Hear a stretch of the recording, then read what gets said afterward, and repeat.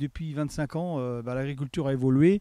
et les résultats, les essais qui ont été introduits sur le site de Saint-Fort ont permis de faire évoluer aussi les agriculteurs, puisque là, nous avons des données qu'on peut vulgariser aujourd'hui sur les exploitations agricoles. Ça a permis aux agriculteurs de gérer les intrants, c'est-à-dire mieux utiliser les intrants, alors en mettre moins de temps en temps, mais avant tout mieux les utiliser parce que derrière aussi on a des outils qui nous aident à la décision. Donc cette plateforme-là permet d'innover et de développer l'agriculture du département. Ce matin, nous avions une conférence avec deux intervenants de haut de gamme, donc Christian Hugues, directeur adjoint de l'INRA, qui est intervenu sur la partie la triple performance en agriculture, c'est-à-dire un volet économique, un volet social et un volet environnemental. Et la deuxième partie de la matinée, qui était animée par Malik de la Chambre d'agriculture de la Vienne, qui nous a parlé des marchés.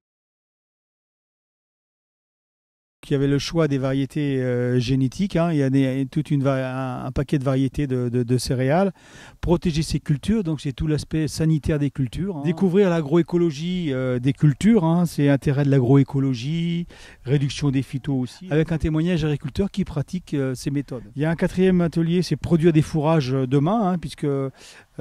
faut rappeler qu'on est dans un département d'élevage et dans ce domaine-là, on fait quand même une majorité des cultures qui sont en place, c'est pour la nourriture des animaux. Et le dernier atelier, c'est maintenir la fertilité des sols, donc c'est tout ce qui est fertilisation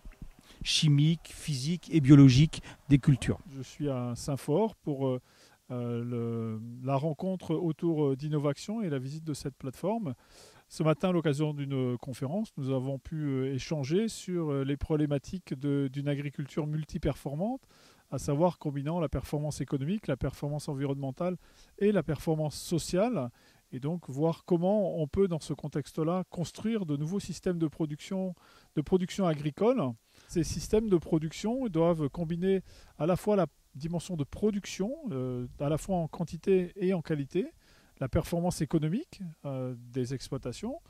l'impact sur l'environnement, mais aussi le prélèvement de ressources dans le milieu naturel, et enfin la dimension sociale, puisqu'il faut que les systèmes mis en place soient socialement acceptables, à la fois pour la société, mais aussi pour les agriculteurs eux-mêmes. Il y a un certain nombre de leviers qui permettent de contribuer à des systèmes multiperformants. Ces grands leviers sont au nombre de 4. Le premier, c'est tout ce qui va concerner la valorisation des ressources du milieu, qui passe pour une grande partie par la meilleure ou la recherche d'une fertilité accrue, une fertilité biologique des sols. Une deuxième grande dimension qui est la diversification des systèmes de production, diversification à la fois des rotations avec les cultures de rente, mais aussi l'utilisation des cultures intermédiaires. La troisième grande dimension, c'est